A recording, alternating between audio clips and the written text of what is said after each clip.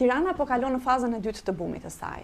Për gjatë vitit 2025 pam një periudhë rritje shumë të shpejtë të vlerave deri në 40% në disa zona të ndryshme të qytetit të Tiranës. Aktualisht rritja është bërë më e qëndrueshme, po shkon deri në nivelet e 6% në vit. Çmimet ndërkohë janë stabilizuar në nivele të larta, ku një mesatare arrin nga vlera 1700 deri në vlerën 1900 euro për metër katror. Në qendër, në kulla të ndryshme arrin deri në 3000 euro për metër, ndërsa në projektet më premium, siç mund të jenë vilat apo zonat më elitare, arrin deri në 6000 euro për metër katror. Kjo çon një çmim mesatar të një apartamenti në Tiranë nga vlera 130 deri në vlerën 155.000 euro. Por ndryshe nga më parë, investimi nuk është më i sigurt në çdo rast. Nëse investon për të fituar, sot do të duhen 3 deri në 5 vite, në mënyrë që të kesh një kthim investimi real.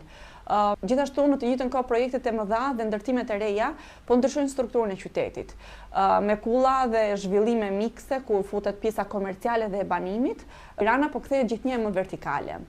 Dhe një nga ndryshimet më të rëndësishme është se zonat jashtë qendrës, sidomos në pjesën jugore dhe lindore të qytetit, po rriten shpejt për shkak të kërkesës që është për më shumë qetësi, për ajër të pastër, për komplekse moderne dhe një stil jetese më cilësor. Ky është realiteti sot i tregut.